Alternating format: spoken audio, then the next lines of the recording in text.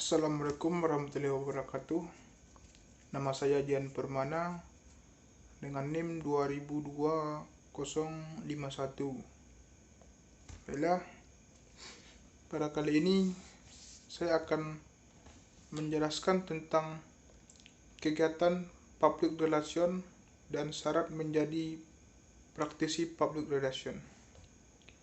Yang pertama, untuk kegiatan public relation sebenarnya di lembaga manapun itu merupakan implikasi atau implementasi dari tugas public relation untuk mencapai tujuan. Tujuan siapa?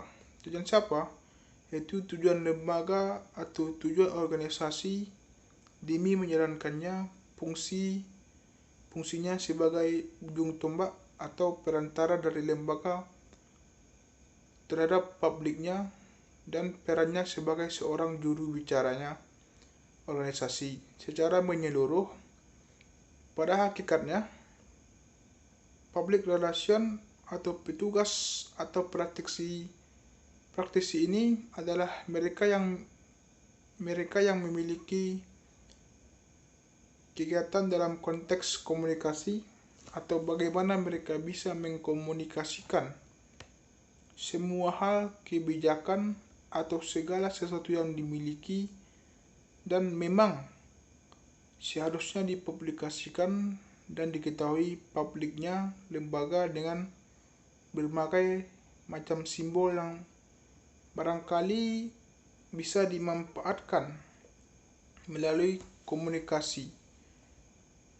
Komunikasinya baik bentuk verbal maupun non-verbal, atau lewat berbagai event yang bisa dimanfaatkan oleh petugas dan praktisi public relation dimanapun. Pada prinsipnya, tugas utama atau kegiatan utama apapun bentuknya dari seorang praktisi selalu terkait dengan kemampuan mereka dalam berkomunikasi. Dan kegiatan berkomunikasi itu bisa dibagi kepada dua hal. Yang pertama dalam bentuk verbal dan yang kedua dalam bentuk non-verbal. Dan sebagian besar adalah pekerjaan yang mulai dilakukan praktisi dalam hal menulis proposal, artikel, progress, report, menulis untuk presentasi, menulis berbagai hal terkait dengan kegiatan atau event-event yang harus disampaikan kepada pers. Dan apakah bentuk-bentuk beritanya atau memang mempublish hasil karya produksi dari lembaga tersebut.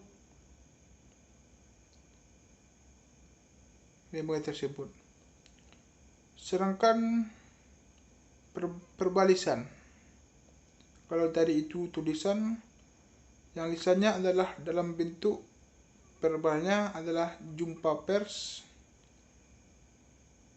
open house, presenter, dan yang lain sebagainya.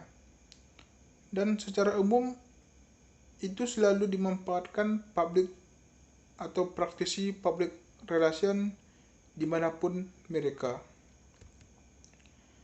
Sementara dalam bentuk komunikasi non-verbal itu meliputi berbagai hal, mulai dari penyelenggaraan pameran, seminar,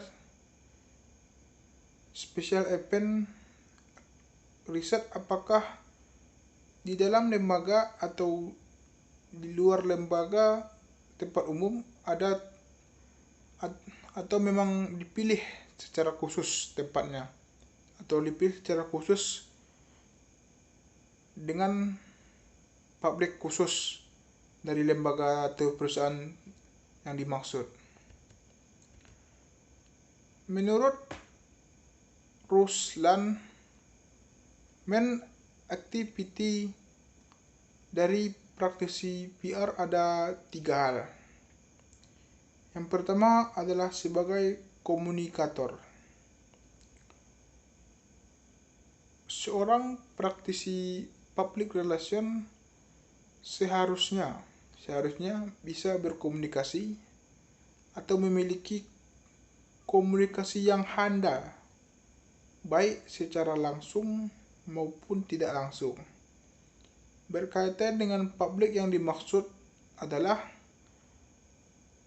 apakah menggunakan media atau sarana atau lewat event tertentu, atau memang melalui jumpa pers,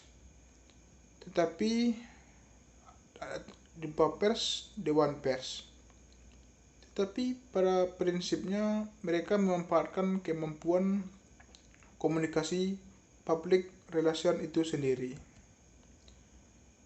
Yang kedua adalah mereka sebagai backupnya manajemen.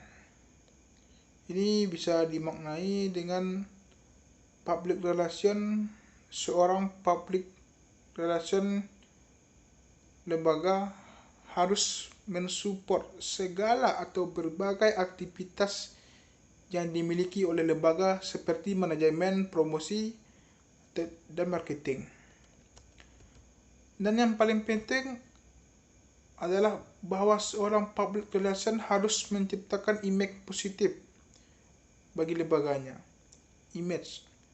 Petugas public relation harus mampu menjadi menciptakan mereka yang punya kemampuan untuk menciptakan citra positif atau image positif dalam rangka mencapai atau membangun reputasi yang luar biasa bagi lembaga, termasuk penghargaan dan target-target dari perusahaan ataupun lembaga yang dimaksud. Sehingga di tangan mereka lah baik atau buruk atau berkembangnya sebuah lembaga. Sekianlah penjelasan dari saya. Assalamualaikum warahmatullahi wabarakatuh.